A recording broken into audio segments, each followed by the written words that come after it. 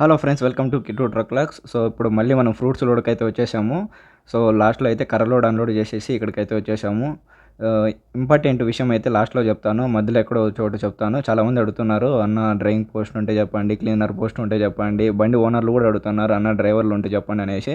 So దాని గురించి మధ్యలో అన్న లాస్ట్లో ఎక్కడో చోట మాట్లాడుతాను. వీడియో ఎండ్ వరకు అయితే చూడండి. ఇప్పుడు ఎంటీ క్రేట్లు వచ్చాయి కదా, ఆ ఎంటీ క్రేట్లకి నింపిన తర్వాత అయితే మనకి లోడ్ వేస్తారు. మన బండి అయితే ఎంటీ కాట పెట్టుకునేసి ఇక్కడ చెట్టు కింద అయితే పెట్టుకున్నాము, ఎండ వేడికి తట్టుకోలేక.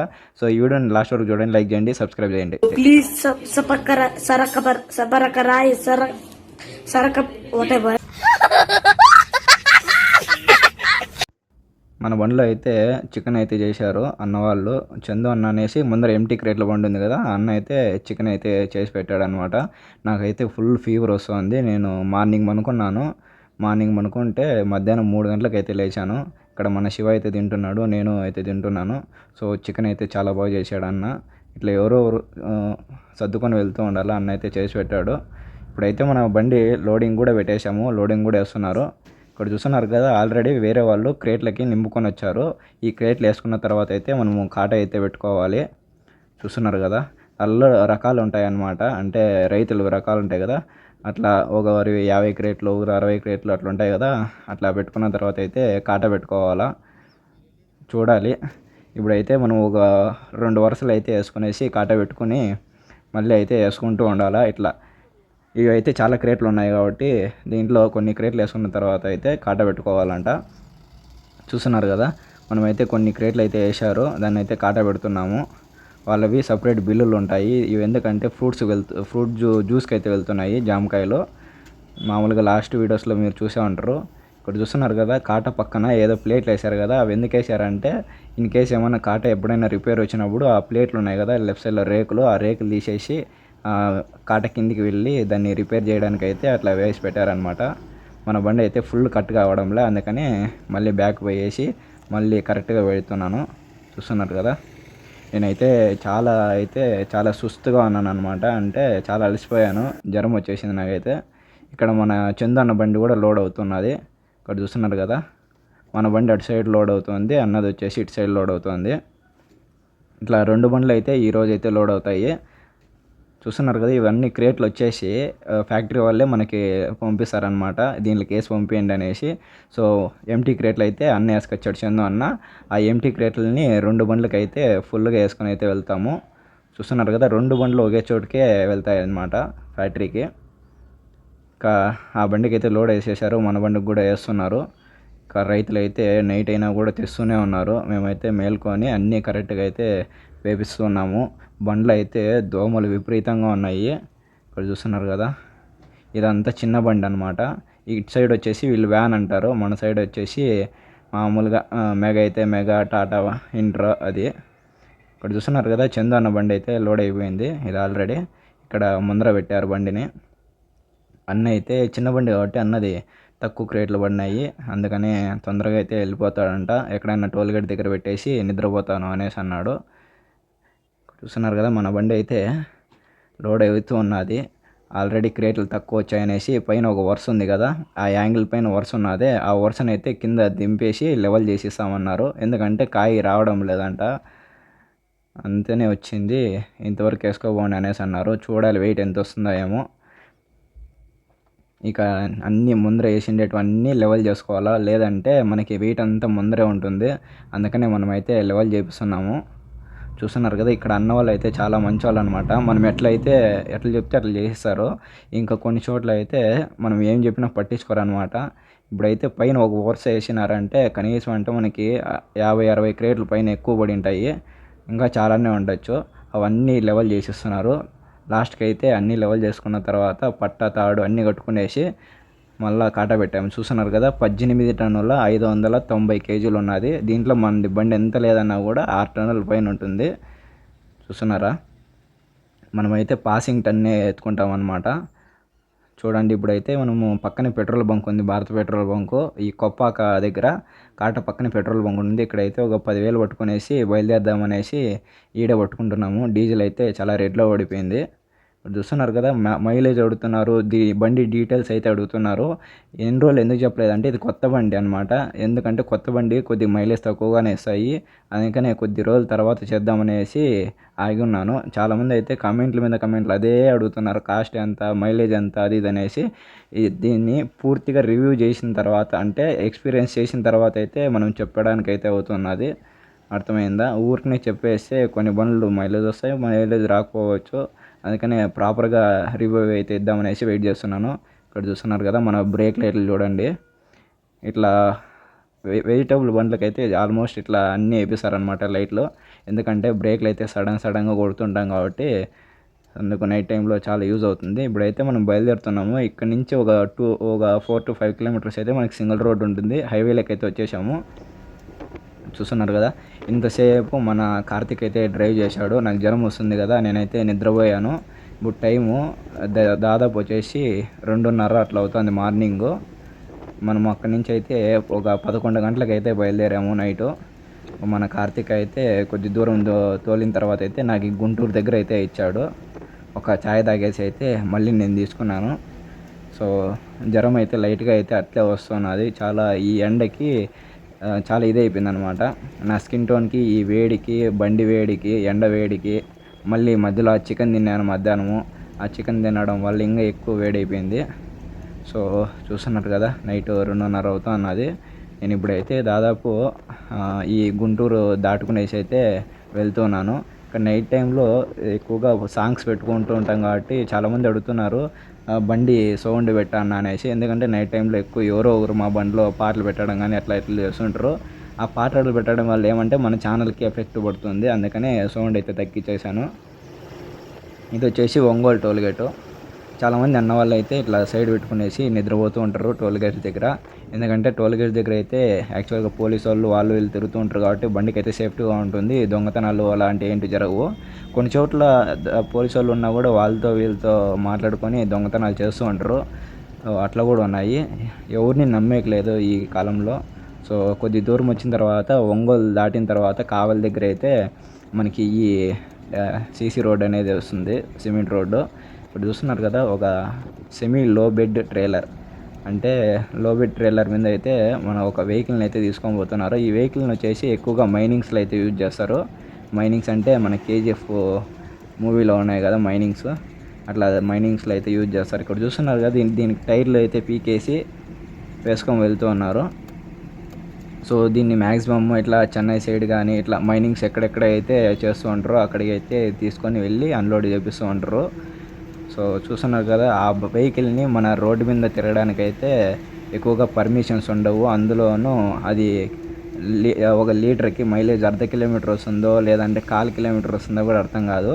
ఎందుకంటే ఓన్లీ వెయిట్ లిఫ్ట్ చేయడానికి మాత్రమే, వెయిట్ని క్యారీ చేసుకోకపోవడానికి మాత్రమే ఆ వెహికల్ అయితే ఉపయోగపడుతుంది. ఇట్లా లాంగ్ జర్నీలు అంటే ఆస్తులు అమ్ముకోవాలా. ఇక్కడ చూస్తున్నారు కదా, మళ్ళీ ఇంకో టోల్గేట్ వచ్చింది.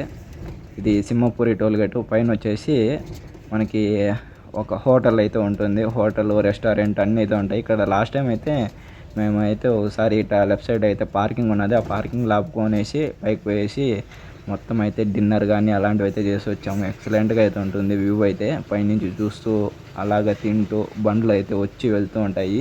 నిజంగా చాలామందికి వెహికల్స్ అంటే బోర్ కొట్టచ్చు, కానీ మాకైతే వెహికల్ని చూస్తూ అట్లా బతికిపోవాలనిపిస్తుంది. ఎందుకంటే యాక్చువల్గా మేము డ్యూటీలో లేనప్పుడు కూడా ఒక రోడ్డు దగ్గర వచ్చి పక్కన ఏదైనా ఛాయ్ తాగుతూ అట్లా వెహికల్ని చూడకపోతే ఒకరోజు అన్నా కానీ నిద్ర పట్టదు.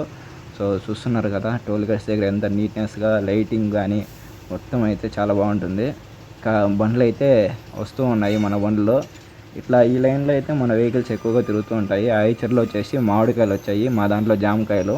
సో ఇట్లా ఫ్రూట్స్ కానీ వెజిటేబుల్స్ కానీ మొత్తం భీమ్ లోడ్లు కానీ ఇలా చాలా వరకు అయితే మన వెహికల్స్ అయితే తిరుగుతూ ఉంటాయి. ఇక్కడ నైట్ టైంలో అయితే ఈ బస్సులు కూడా ఎక్కువగా తిరుగుతూ ఉంటాయి అన్నమాట. చూస్తున్నారు కదా, ఎక్కువగా ప్రైవేట్ బస్సులు. సో వాటితో అయితే చాలా జాగ్రత్తగా అయితే ఉండాలి. చాలా స్పీడ్ అయితే డ్రైవ్ చేస్తూ ఉంటారు. అంటే వెజిటబుల్ వెహికల్స్ కంటే అంత ఎక్కువ కాదులే, కానీ బట్ ఏమంటే అవి ఎంటీ వెహికల్స్ లాగే మన ఖాళీ బండి ఎట్లా తోలుతాం అంతే బస్సుల్ని. అర్థమైంది. ఇది మన వాళ్ళు అయితే లోడ్లు ఒక 11 టన్నులు 12 టన్నులు లోడ్ వేసుకొని అంత స్పీడ్ తోలుతారు. బస్సులు ఎట్లా తోలుతారు అట్లా. ఇక ఎక్కువగా ఈ టోల్ గేట్స్ దాటిన తర్వాత అయితే మనకి లెఫ్ట్ సైడ్‌లో, రైట్ సైడ్‌లో ఇట్లా పోలీసోళ్ళు ఎక్కువగా ఉంటారనమాట. వాళ్ళు పోలీసోళ్ళా లేదంటే ఎవరు అనేది కూడా అర్థం కాదు. సేల్ ట్యాక్స్ వోళ్ళా అట్లా ఎంటీ మామూలుగా మఫ్టీల్లో ఉంటారనమాట. కలర్ డ్రెస్సులు వేసుకొని తెలీదు.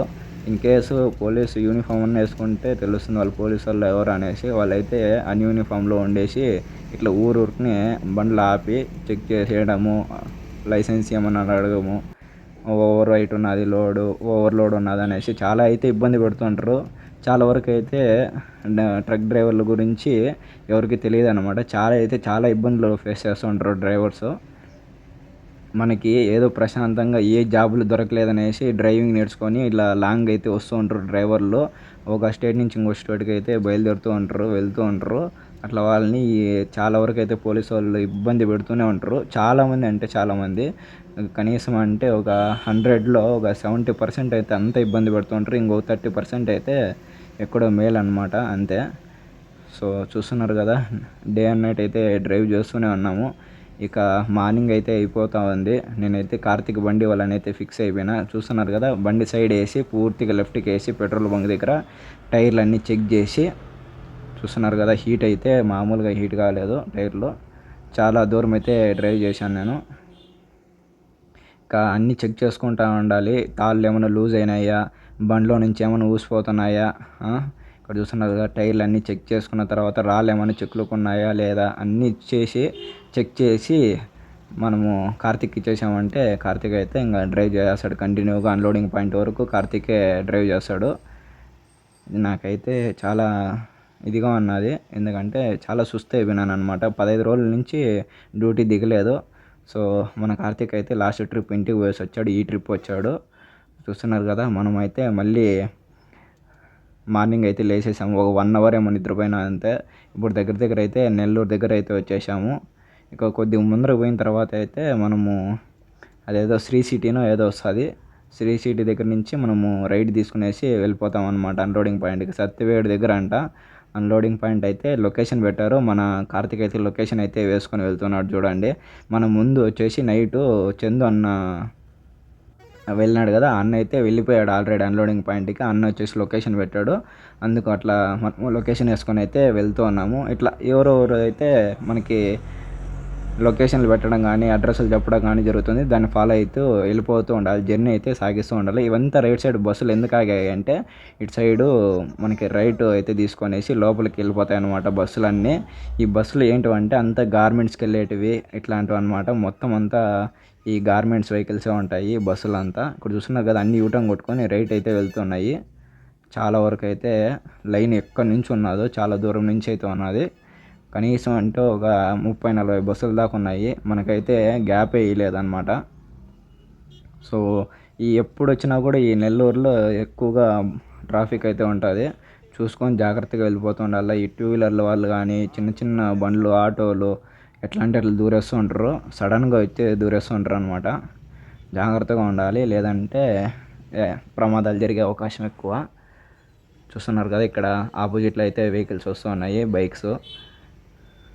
సో ఇట్లా యూటర్న్లు అవి ఉన్నప్పుడు కొద్దిగా దూరమైనా పర్లేదు ముందరికి వెళ్ళి యూటర్న్ తీసుకొని రండి. సడన్గా అట్లా అయితే ఆపోజిట్లో అయితే రాకండి.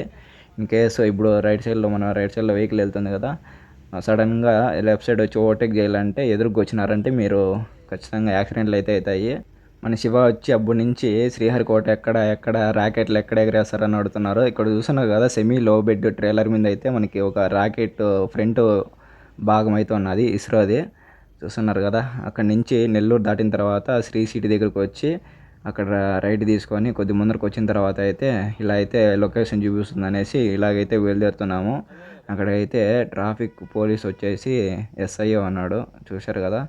కొంతమంది అట్లా వాళ్ళ జాబ్‌కి తగ్గట్టు కొంత ఇదిగా అయితే చేస్తూ ఉంటారు. కొంతమంది అయితే ఎప్పుడూ డబ్బు అన్ని దాంట్లకి డబ్బు అనమాట. కొంతమంది అయితే పోలీసోళ్ళు. చూస్తున్నారు కదా! ఇక్కడ కొద్దిగా ముందరకొచ్చాము. ఇక్కడ ఏదో ప్యాలెస్ లాగా అయితే ఉన్నది. చాలా బాగా అనిపించింది చూడడానికైతే. సో నా సెల్లులో అయితే ఎక్కువ స్టోరేజ్ అయిపోయిందనేసి మన శివ దాంట్లో అయితే రికార్డ్ చేస్తున్నాము. ఎక్కువ షేక్ అయితే ఉన్నది mobile.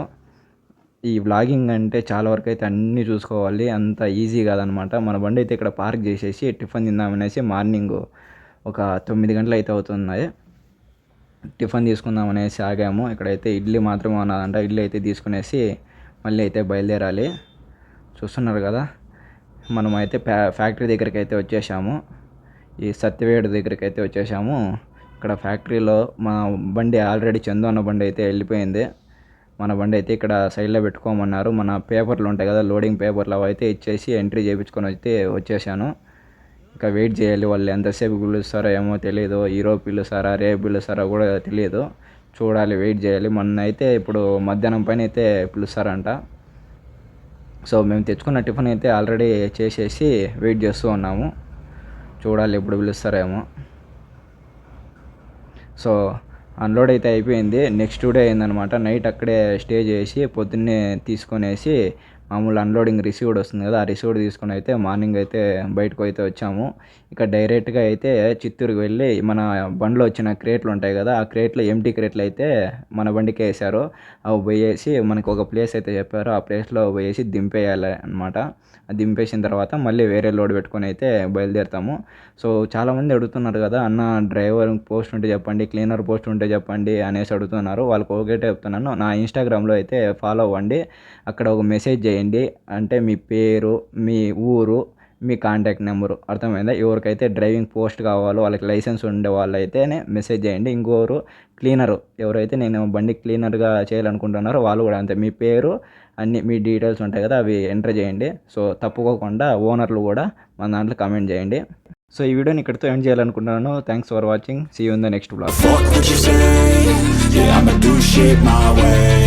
So you can go kick rocks, I'ma stack bricks up, build what I want to make. Yo, I got a lot of shit to say, so I'ma do this every day. I'll be writing things until I'm fucking buried in my grave. 6 feet deep under, but my body won't decay, cause my messages are timeless, so they'll put them on display. Oh yeah, I rap with a certain